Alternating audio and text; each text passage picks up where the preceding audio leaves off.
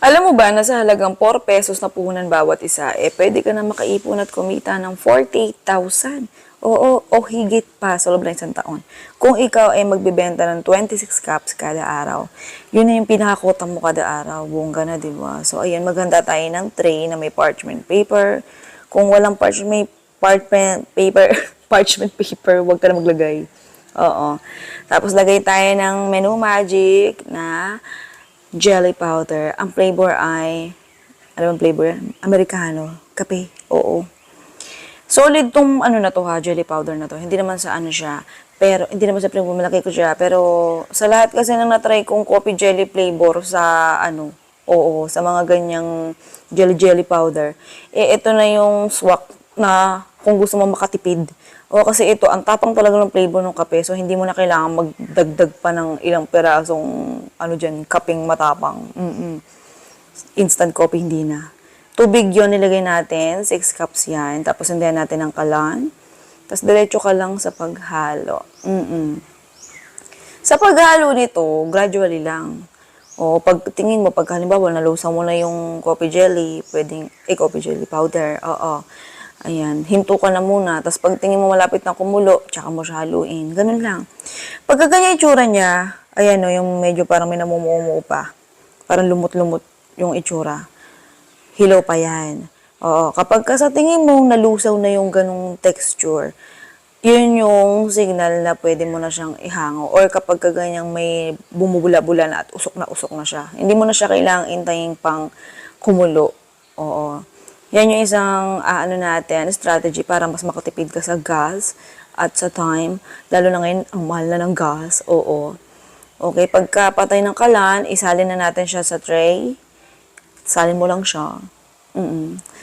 Para sa eksakto na standard recipe, nasa dulo na ng video, forward mo na lang ha. Tapos, i-post mo. Tapos, screenshot mo para may listahan ka dyan. Oo. After nating isalin, syempre, kailangan nating lubluban yung pinaglutuan natin. Kung ayaw mo mahirapang maghugas mamaya. Kahit ano namang pinaglutuan mo dyan, kapag katas mo mas maganda kung bababaran mo na siya ng tubig o kaya tanggalin mo na yung pispis para kapag huhugasan mo na ng bongga, hindi ka nahirap. Comment ka na rin sa baba kung saan ka. Malay mo, ikaw na yung susunod natin na mabigyan ng libreng electric hand mixer. Oo, di ba bongga? Dali lang. Tapos natin siya, palamigin mo lang. Oo, tapatan mo ng ventilador. Pag walang ventilador, nagtitipid sa kuryente. Huwag ka na mag-ventilador sa kanya mo lang itapat. Charot. Okay, tapos namuo na siya after ilang minuto. Tapos yung anak ko, nakita niya, ay, naku po, yung ginamit niyang pantikim. Okay, walang muwang pa tong mga anak ko. So, tinuruan ko siya kung anong dapat na gamitin pag magtitikim ng pagkain. Okay, ayun. Naalaman naman na niya. Oo, sa 2 years old na yung bunso namin. Ang mga anak namin walang muwang sa mga bagay-bagay. Oo. Hindi sila katulad ng ibang mga bata sa labas. Basta malalaman niya pag na-meet niya sila. Pero wag niyo na i-meet. O para tahimik ang buhay namin. Okay, pagka namuuna, ganyan lang, hihiwain mo lang siya. This time, ang ginawa ko is square-square. May may nag-comment last time nabasa ko, sabi, mas maganda raw kung square-square na lang para hindi na matapon, hindi na dumulas. Oo. Dati na nagtitinda ako, plain lang, buko pandan ang pinitinda ko. Pahaba ko siya hinihiwa kasi ayoko nang kinakayod. So ito, in-square natin para sa ating follower or di ko lang kung follower ko siya. Ayan, nagsuggest siya. Ayan, ginawa na natin. In-square na natin siya, girl. Di ko na-screenshot yung comment, sorry. Shoutout sa you, girl. Love you. After nating maghiwa, handa ka na ng ayan, container, hinge cups. Microwavable ha. Mas maganda kasi kung microwavable yung bibilin yung container. Hindi man hinge cups, basta mas maganda kung microwavable. Para kung gusto mo na isalin na mainit, ready to go ka na. Salin ka na lang ng salin. Hindi yung kailangan mo pang palamigin ganun. O, bawas hugasin din yun. Pero kasi kung hihiwa-hiwain mo, ayan, no choice ka. Gumamit ka ng hugasan. Madadagdagan yung hugasin mo, girl. Sa pagsalin nito sa bawat container, nakadepende naman sa iyo. Kasi, alam niyo naman, pagka sa akin galing yung recipe, madalas, puro tansyahan lang. Okay, meron na ulit batang naglalaro ng ating pang display sa ating vlog. At na curious ko ano yung ginagawa ko, tinikman na ng walang paalam. Oo. Nakita ko siya, so kinuha ko yung cups. So, pinakikiramdam ko siya kung magugustuhan niya. Aba, nasarapan. Hindi pa siya nakakaalis ng bongga. Binilikan niya ulit. Oo. Nakita niyo naman, wala akong nilagay na asukal dun sa coffee jelly, di ba? Oo. Diretso luto lang. So, kung mapapansin nyo, may nagtatanong sa akin palagi. Kasi madalas ganito ang gawa ko para tipid sa asukal, sa costing, sa puhunan. Bukod doon, mababalanse mo pa yung tamis. So, ayan, kung mapapansin nyo, kahit na walang asukal o pampatamis yung coffee jelly natin, plain pa lang siya, kaya nang kainin ng bata. Ewan ko lang hindi, parang tingin ko kasi hindi kasi mahilig sa matamis si Yuki Ayan, so siguro kaya enjoy na enjoy siya. Okay. Ayan, kaya nilalapang niya pa talaga siya, hindi niya tinitigilan. Actually, pinatigil na namin siya Ayun no, nag-iilang balik-balik siya Hindi pa tayo tapos ha. So habang ginugulo ko ni Yuko dyan, hindi naman siya nanggugulo. Nagtitaste na siya ng hindi pa tapos. Naisip ko, dagdag kaya ako ng cheese. Parang mas masarap to kung may cheese So, ayan, kumuha tayo ng cheese sa ating rep. Mura lang yung rep namin na yan. Oo, sa online ko lang kinuha last year. So, 1 taon mahigit na yan. Ang ganda mag-yelo dyan. 2 hours lang. Malamig na agad yung ano mo. Oo. Okay, so hiwain na natin. Ganyan lang gagawin nyo, para di kayo mahirapan tanggalin yung plastic. Hiwain nyo na yung dulo. Tapos, ayan, pigain mo lang. Diba? Walang kahirap-hirap. Dati kasi binubuksan ko ng pwersahan niya. Hirap na hirap ako buksan nadudurog yung cheese. So, ayan, diba? Napakadali. Tapos, hiwain mo lang yung cheese ng ganun din, pa cubes. Tapos, maliliit. Mas masarap pagka may cheese.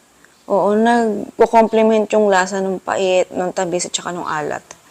Bakit may tamis? Wala naman ako nalagay na matamis. Mamaya, pakita ko sa inyo.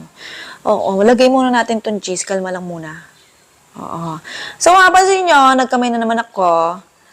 Ayan, isipin nyo na lang kung ikaw na yung gumagawa para ka lang naglalagay ng para ka naglalaro ng sungka. Yun, nakaka-miss maglaro ng sungka. Gusto ko naglalaro nung bata ako. Kahit wala kaming ganun. Pag nakikita ko yung classmate ko, pag pumunta ako sa bahay nila, ayan, nag-aaya ako, laro kami sungka. Kahit ako ganun marunong. Nakakatuwa kasi maglagay-lagay ng ganyan, bilang-bilang. Di ba, bongga?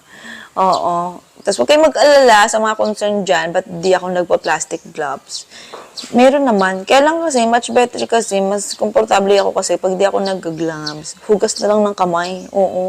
Okay na yan. Mas tipid pa. Minsan kasi mas nakakagalaw pag walang gloves. Nang maayos. Alam niyo yun? Walang sabit-sabit. Ganun. Ready to go na. Okay, ganyan lang siya kadali. Basta ilista na recipe tsaka costing, nasa dulo ng video. Yung costing nga, nilagay ko lang sa bungod, na makita nyo na Okay, so ayan, pinupokus ko pa sa video natin, pero ayaw ma-focus. So ayan, lagay na natin. Kutsarita lang yung ginamit ko dyan, tapos halos kalahati lang na kutsarita yung nilagay kong condensed milk dyan. Sa mga nagtatanong, karamihan ng mga jelly recipe ko na dessert, karamihan dyan, puro condensed milk lang ang nilalagay kong toppings.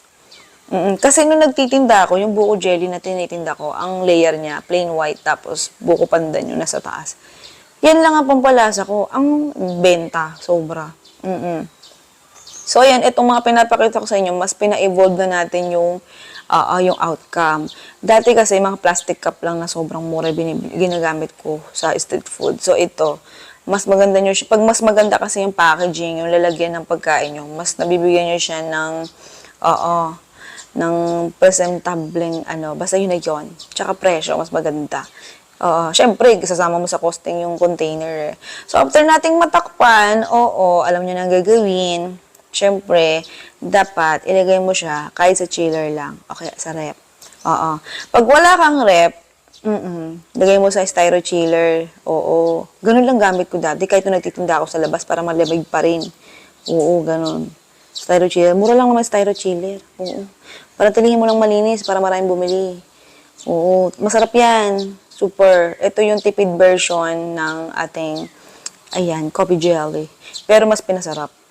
Ang sarap nito, Promise. Hindi mo na kailangan ng dyan, ng kahit ikang mga cream dyan. Kahit all-purpose cream, hindi mo na kailangan. Yan lang, ready to go ka na. Super sarap. Kung gusto mo mas tipid, huwag lang maglagay ng cheese. Choice mo naman yon. So, ito na yung listahan ng recipe at costing natin. Sige na, goodbye, good luck. Love you.